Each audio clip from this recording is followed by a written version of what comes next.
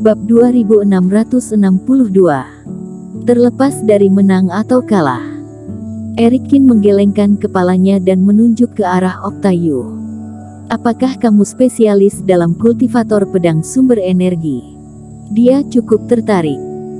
Setelah bertemu Gong Yao, dia belum pernah melihat seorang kultivator yang murni seperti ini, terutama pada zaman kuno, sang kultivator pedang dengan keindahan yang tak terhingga.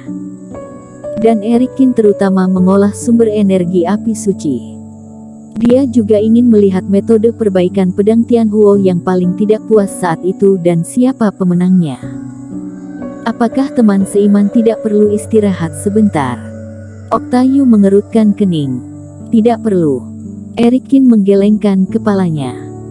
Kamu melakukan yang terbaik, kamu dan aku hanya bisa bersaing satu sama lain dan menggunakan cara terkuat. Oke. Mata Octayu juga sedikit cerah. Dia melihat Erikin dengan mudah menindas adik laki-lakinya dan teman-temannya itu, juga tahu bahwa Erikin tidak bisa diperlakukan sebagai tahap fase penilaian biasa. Karena Erikin memiliki kepercayaan diri ini, dia juga tidak akan dengan sengaja menekan apapun. Teman seiman, lihat baik. Pukulan terkuatku saat ini adalah ilmu dewa tingkat 4, tipe ketiga dari level 1000 pedang. Dengan teriakan, Octayu menarik pedang abadi di punggungnya. Erikin tidak menyebutkan nama metodenya, tetapi dengan tangan di punggungnya, mantra suci api abadi di tubuhnya bersirkulasi dengan cepat, dan energi api mengalir deras tanpa henti. Keduanya secara bertahap naik dalam suspensi dan datang ke udara. Mereka juga tahu bahwa dengan kekuatan ilmu sihir mereka saat ini, jika mereka bertarung di tanah, semua gunung tandus dalam radius puluhan mil akan hancur. Ramaji, Nimoyu dan yang lainnya juga melihat pemandangan ini. Ramaji sedikit mengkhawatirkan keselamatan Erikin, sementara Nimoyu diam-diam menantikannya. Erikin sangat arogan sehingga dia berani membiarkan kakak laki-lakinya mencoba yang terbaik. Dia sangat berharap orang sombong ini kalah dan tidak bisa menghentikan pukulan kakaknya. Yang terbaik adalah dibunuh secara langsung. Meskipun Nimoyu tidak peduli dengan siapapun, dan dia tidak terlalu menghormati kakak laki-lakinya. Tapi dia masih tahu di dalam hatinya bahwa kekuatan Octayu sangat kuat. Hah! Napas jiwa pedang Octayu berputar sampai paling hebat, kemudian berteriak. Pedang panjang di tangannya terbang keluar, dan di udara di depannya, pedang abadi berubah menjadi 10 cahaya, kemudian 10 cahaya menjadi 100 cahaya. Pada akhirnya, dalam kehampaan, puluhan ribu cahaya dan bayangan pedang abadi yang identik muncul. Pedang abadi ini semuanya horizontal dalam kehampaan dan ujung pedang mengarah langsung ke arah Erikin. Satu pedang berubah menjadi 10.000 pedang, serang. Tubuh Octayu dipenuhi dengan aura misterius, dan dia membuka mulutnya untuk berteriak. Hah! Puluhan ribu cahaya pedang ini seperti badai hujan di bunga pir, memenuhi dunia, dan bergegas menuju Erikin. Momentumnya mencengangkan, dan suara menembus udara seperti guntur dan gemetar. Antara langit dan bumi, hanya ada puluhan ribu cahaya pedang yang tersisa saat ini. Metode perbaikan pedang Octa ini benar-benar luar biasa. Erikin menyipitkan matanya dan mengangkat tangannya segera setelah 10.000 pedang terbang bersama. Di belakang Erikin, kekosongan bergetar untuk sementara waktu dan tiba-tiba merobek celah besar. Naga itu, penuh dengan cahaya keemasan dan nyala api panas, meraung dan terbang keluar dari kehampaan. Naga api besar dengan penampilan yang mengerikan dan napas yang mengalir ke seluruh tubuh, ternyata seperti naga sungguhan yang turun ke dunia. Naga api, total 9 kepala. Pada saat ini, tubuh besar itu terbang di sekitar Erikin, langsung menutupi langit. Momentum itu langsung merampas sebagian besar pemandangan cahaya pedang. Kemudian, di bawah jari Erikin, naga api berkepala 9 meraung ke langit, terbungkus lautan api, dan bergegas menuju pedang tanpa rasa takut. Bum bum bum. Cahaya pedang abadi dan naga api emas terus bertabrakan dan menghilang. Cahaya di langit terus berkurang, guntur meledak, dan kekosongan bergetar tanpa henti. Ramaji di tanah tidak bisa membantu tetapi menyipitkan matanya. Nimoyu yang telah dibuat cacat tidak beruntung. Pasir dan bebatuan memukul wajahnya dan meridiannya terganggu oleh Erikin. Tidak ada cara untuk menutupinya. Jadi wajahnya dengan cepat tertutupi lumpur dan pasir, membuat wajahnya keruh. Pada akhirnya, pedang itu menghilang dan naga itu kembali ke tempatnya. Di atas langit, kembali cerah. Ilmu sihir kedua belah pihak hilang. Ternyata tidak ada yang menang ataupun kalah.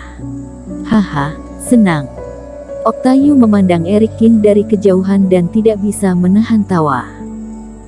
Aku sudah lama mendengar tentang seni api suci, dan telah berlatih sampai tingkat ilmu dewa, tidak lebih lemah dari pedang abadi.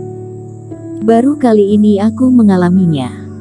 Teman seiman, memang luar biasa. Metode perbaikan pedang teman seiman bagus juga, kata Erikin. Keduanya hanya berdiskusi dan tidak melibatkan yang lain. Terhadap trik Octayu, Erikin juga belajar banyak keterampilan jiwa pedang. Sayang sekali aku belum mempelajari trik terakhir dari seni pedang 10.000 ini, jika tidak, teknik api sucimu tidak akan menjadi lawanku. Octayu menyesal. Erikin bisa melihat bahwa pria ini sangat menyesal tidak bisa menggunakan seluruh kekuatannya, bukan provokasi. Itu kebetulan, aku memiliki teknik terakhir dari teknik naga api yang belum kupelajari. Erikin tersenyum ringan. Jika ini masalahnya, jika ada kesempatan lain di masa depan, kamu dan aku akan memiliki pertandingan lain. Mata Octayu berbinar dan dia melengkungkan tangannya.